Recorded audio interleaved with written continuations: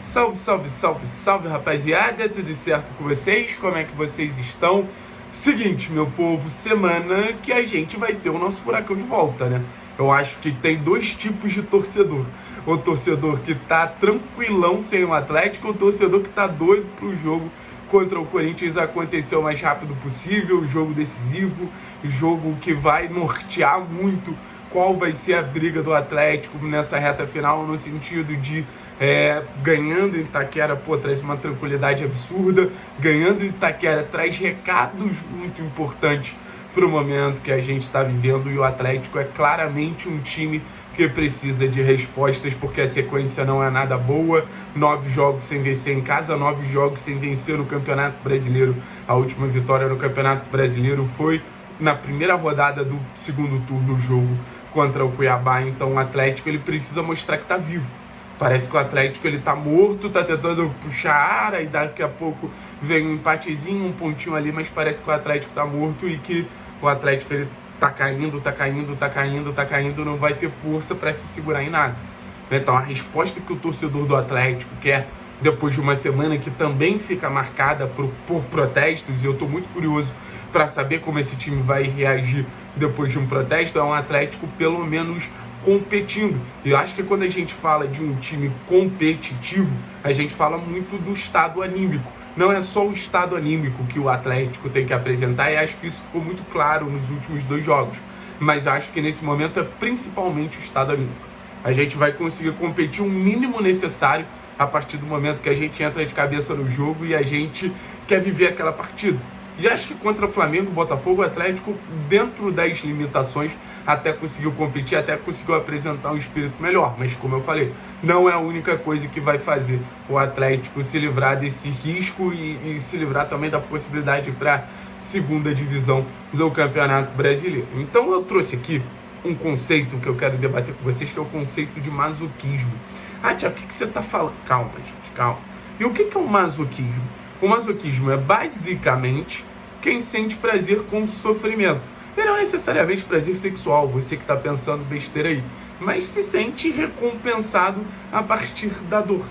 E, gente, desculpa, eu não sou essa pessoa. Se tem alguém aí que se considera masoquista, direito de vocês, mas eu não sou essa pessoa e eu não gostaria que o Atlético fosse um time masoquista. Como assim, Thiago, time masoquista? Vou tentar explicar melhor. Eu acho que o Atlético, ele opta em sofrer a partir do momento que ele toma algumas decisões. E quando a gente fala que o Atlético toma algumas decisões, nesse momento, são algumas decisões muito mais voltadas à escalação da equipe, as opções que o treinador Lúcio Gonzalez vem tomando. A decisão mais masoquista da temporada, eu não tenho dúvida que foi não contratar na janela de meio do ano. Essa decisão ela é extremamente masoquista e ela está tendo um preço muito acima da média. Assim. Eu acho que o Atlético ele não imaginava que ele ia sofrer tanto seus reforços do meio da temporada, e ele está vendo, por exemplo, o Corinthians, o Grêmio, o Fluminense, time da parte de baixo da tabela, que disputa naturalmente contra o Atlético. Esses times, eles terem uma resposta muito positiva a partir dos reforços que eles trouxeram, e o Atlético ele não tem essa força a mais. Então esse foi o primeiro passo masoquista que o Atlético deu na temporada. Mas falando especificamente do trabalho do Lúcio e dos jogos que a gente viu contra o Flamengo e Botafogo, contra o Racing, deixa pra lá, a ideia que eu tenho de jogo que o Atlético vai ter em Itaquera é um Atlético fechadinho, é um Atlético que vai tentar disputar, competir no jogo sem bola, fechando os caminhos do Corinthians para quê? Para sair rápido, beleza?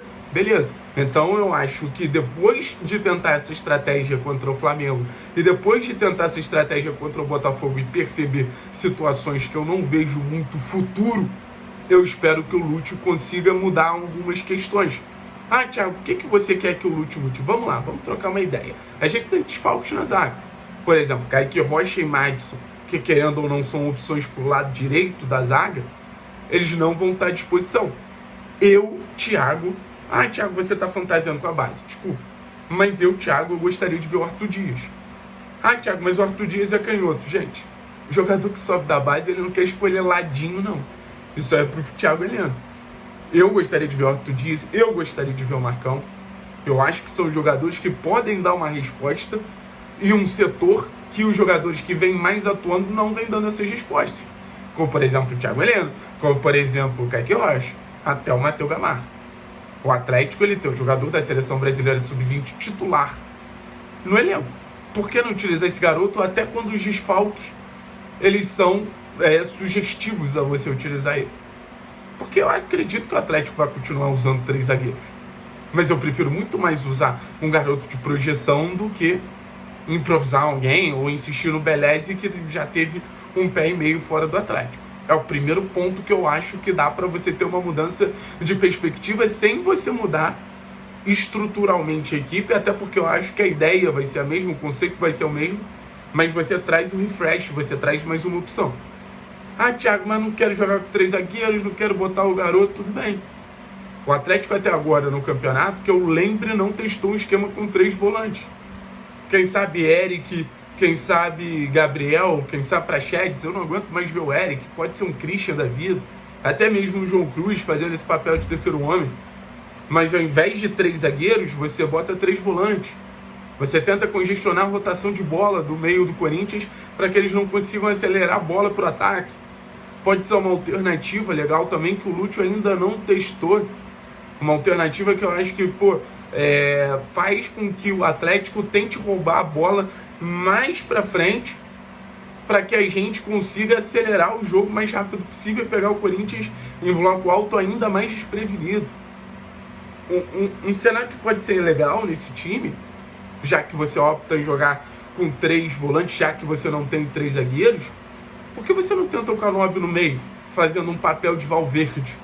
Não sendo um cara criativo, não sendo um cara de cadência, mas sendo um cara que, consegue desarmar, consegue preencher espaço, consegue competir pra caramba e te ajuda ali a fechar o espaço do Garro, fechar o espaço do Coronado. Eu acho que a gente está num momento que, beleza, o Canóbio foi o único atacante que marcou gol nos últimos 19 jogos do Atlético no Campeonato Brasileiro. Concordo, o ataque titular, né? O Canóbio ficou de Mastriani. Mas eu acho que ele poderia entregar legal, tem características legais para ser um bom meio-campista. Eu não seria nenhuma improvisação, tá? Eu não considero isso improvisação. Improvisação vai ser pegar um ponto e botar na lateral, como vem fazendo com o Coelho.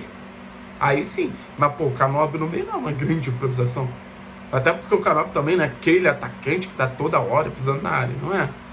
Uma alternativa também que eu gosto, e gosto muito, João e Zapelli juntos. E a gente está falando para um time que vem produzindo cada vez menos. O Atlético contra o Fortaleza, ele produziu quase que o dobro do que o Atlético produziu contra Flamengo e Botafogo juntos. Leva um periguinho aqui, uma cruzada de bola ali, mas se você pegar o jogo contra o Botafogo, a chance que a gente conseguiu mais criar foi um cruzamento do Coelho que o Mastriani fura dentro da área. Então, assim, você ter João e Zapelli, te tira um pouquinho de jogo com bola, sem bola, tira. João e Zapelli juntos consideravelmente não são os jogadores mais competitivos, não são os jogadores que mais disputam, que mais tem vida, podemos dizer assim, no jogo sem bola. Mas se aproximando, interagindo, associando, acho que potencializam muito o jogo coletivo da equipe, que teve uma queda clara com a saída do Varini, e eu acho que eles trazem um grau de criatividade para um time que precisa de gol, o 4º pior ataque do campeonato. De todas as alternativas que eu vou trazer aqui, é que eu mais gosto. E a gente vai falar agora sobre a falta de gol no Atlético. Porque a gente está falando, por exemplo, de um Canóbio como meia, para preencher mais o setor, para gerar mais competitividade. A gente fala naturalmente de uma boa opção do Coelho pela ala direita, né? Se a gente se mantiver com esse esquema de 3 zagueiros. E o Coelho, é um dos grandes destaques dessa reta final de temporada, um dos pontos que mais cria no Campeonato Brasileiro, um jogador que vem tendo números impressionantes nessa reta final de competição. Então, seja como ponta, seja como lateral, seja como ala, acho que o Coelho está dando conta do recado. Mas a gente precisa de uma mudança no ataque. Eu acredito que o Atlético precisa de uma alternativa para a camisa 9. A primeira seria o Emerson. O Emerson para um time que quer ter um jogo reativo é quase que perfeito. O Emerson para um time que quer ter um jogo de ataque ao espaço, quer ter um jogo de conseguir atacar as costas da zaga do Corinthians, fazendo a zaga do Corinthians correr para trás e chegar no gol do Hugo, eu acho que ele faz muito mais sentido que Mastriani, que Pablo e que Lucas Diori.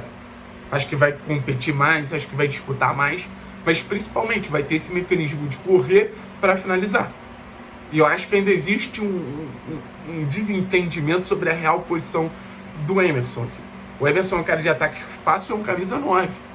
É um camisa 9, pode ser uma solução legal. E nas mesmas explicações, com capacidade de atacar o espaço, nas mesmas explicações, com capacidade de chegar na última linha, disputar uma corrida com o zagueiro adversário para entrar em condição de finalizar. Jogador que marcou nas nossas últimas 3 vitórias no Campeonato Brasileiro. Jogador que mais finaliza com a camisa do Atlético no Campeonato Brasileiro. É impossível não falar do Julimar. Então é mais uma alternativa que eu acho que eu mudaria o sistema ofensivo. Então, assim, os técnicos do Atlético na temporada, não só o Lúcio, eles precisam ser mais agressivos no sentido de ter coragem de mudar. Não está dando certo? Tenta mudar. Óbvio que em muitos momentos o mundo ideal é você dar sequência para uma ideia. Mas quando você está sendo rebaixado, irmão, você já não está falando do mundo real. E o Lúcio, ele não pode ser burro nesse sentido, porque ele não tem tempo. Ele assumiu um time numa reta final de campeonato, então o trabalho do Lúcio, ele tem particularidades que talvez outros trabalhos não tivessem. E trazendo uma informação extra, que eu acho que é uma informação muito legal para a galera que já pensa numa reconstrução do Atlético, o Atlético já começa a receber sondagens por jogadores, sondagens relevantes, não só do Christian no Cruzeiro. O futebol mexicano veio atrás do Lucas Diório para fazer uma sondagenzinha. O Lucas Diório tem muita moral lá por tudo que ele fez no León, né? Um atacante que acabou sendo o herói de uma conquista de Conca Champions, que é a Libertadores deles lá.